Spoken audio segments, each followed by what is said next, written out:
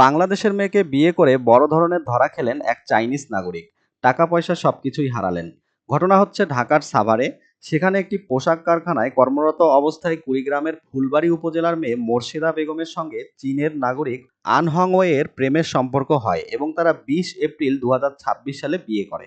কিন্তু বিয়ের মাত্র 2 মাসের মাথায় মোর্শেদা খাতুনের বিরুদ্ধে প্রায় 24 লাখ টাকা মূল্যের মার্কিন ডলার ও গুরুত্বপূর্ণ ব্যক্তিগত কাগজপত্র নিয়ে পালিয়ে যাওয়ার অভিযোগ তুললেন এই চীনা নাগরিক। এ বিষয়ে অভিযুক্ত মোর্শেদা বেগমের সঙ্গে যোগাযোগ করা হলে তিনি আবার একটা কথা বলেন যে চীনের লোকের ভাষা আমি বুঝি না, তাই তাকে তালাক দিয়ে দিয়েছি। আর যে টাকাটার অভিযোগ তোলা হচ্ছে 24 লাখ, সেটা আমি নিয়েছি আমার দেনমোহর বাবদ। এটা আমার দেনমোহর, এটা আমার অধিকার। তো এই হচ্ছে অভিযুক্ত মোর্শেদা খাতুনের কথা। তো এখানে অনেকে মনে করতে পারেন যে মেয়েটার মনে হয় দোষ আছে, টাকা পয়সা নিয়ে পালিয়ে গেছে। কিন্তু মুদ্রার ওপিঠটাও একটু দেখার চেষ্টা করেন। গত কয়েক বছরে বাংলাদেশের চাইনিজ পাত্রের সঙ্গে বিয়ের আড়ালে এক ভয়াবহ আন্তর্জাতিক নারী পাচার চক্র সক্রিয় হয়ে উঠেছে। আমরা দেখেছি কিভাবে সহজ সরল বাংলাদেশি মেয়েদেরকে বিয়ের প্রলোভন দেখিয়ে চীনে নিয়ে গিয়ে অমানবিক নির্যাতন করা হয়, বন্দি জীবন কাটানো হয় এবং সবশেষে জোরপূর্বক দেহ ব্যবসার কাজে বাধ্য করানো হয়। একজন সাধারণ গার্মেন্টস কর্মী মেয়ে 2 মাস সংসার করার পর যখন হুট করে জানতে পারেন যে তার বিদেশি স্বামীর উদ্দেশ্য হয়তো কেবল সংসার করাই নয়, বরং এর পেছনে অন্য কোনো অন্ধকার উদ্দেশ্য থাকতে পারে, যেমন তাকে চায়নাতে যাওয়ার জন্য জোর করতে পারে, তখন এই ধরনের পরিস্থিতিতে নিজের আত্মরক্ষা ও জীবন বাঁচানোর জন্য তার পালিয়ে যাওয়া ছাড়া আর কোনো পথ খোলা থাকে না। আর এখানে মেয়েটা কিন্তু বিয়ের পরদিনই পালিয়ে যায়নি। সে কিন্তু 2 মাস সংসার করেছে। আর 2 মাস সংসার করে এভাবে ডিভোর্স দেওয়া, এখানে খুব একটা সম্ভাবনা থাকে যে মেয়েটা নিশ্চয়ই পাচার হওয়ার মতো বড় কোনো বিপদ আঁচ করতে পেরেছিল। না হলে তো বিয়ের পরদিনে বা 1 সপ্তাহের মধ্যেও পালিয়ে যেতে পারত।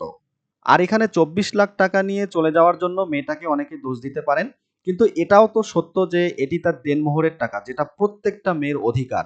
আর এই চীনা নাগরিক যদি সৎও হয়, মেয়েটা যদি প্রতারণাও করে থাকে, তবু কিন্তু আইন অনুযায়ী এই টাকা আর চীনা নাগরিক ফেরত পাবেন না।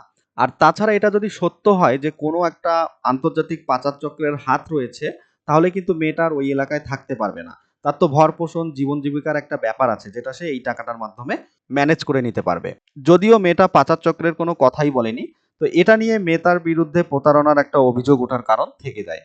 আরেকটা কথা, এই কাজটা করেছে কিন্তু রংপুরের মেয়ে। তো রংপুরের মানুষকে সবাই মফিজ বলে, অবজ্ঞা করে। তাহলে এই ঘটনার পর কি আসলে প্রমাণ হয় যে রংপুরের মানুষ আসলেই মফিজ?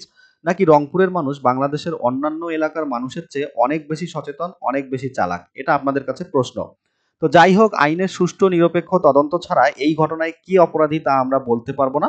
তবে এতটুকু বলতে পারি যে মেয়েটা অনেক চালাক এবং নিজের ব্যাপারে খুবই সচেতন।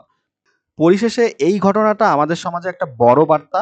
বাংলাদেশি মেয়েরা টাকার লোভেই কিন্তু বিদেশি নাগরিকদেরকে বিয়ে করে, এছাড়া আর কোনো কারণ নেই। তাই টাকার লোভে বিদেশি নাগরিকদেরকে বিয়ে না করাই সবচেয়ে ভালো হয়। তো আপনাদের কি মনে হয়, মেয়েটি কি সত্যিই প্রতারণা করেছে নাকি বড় কোনো ফাঁদ থেকে নিজেকে বাঁচিয়েছে? কমেন্ট করে আপনার মূল্যবান মতামত জানিয়ে দিন। আর এতক্ষণ সাথে থাকার জন্য অসংখ্য ধন্যবাদ।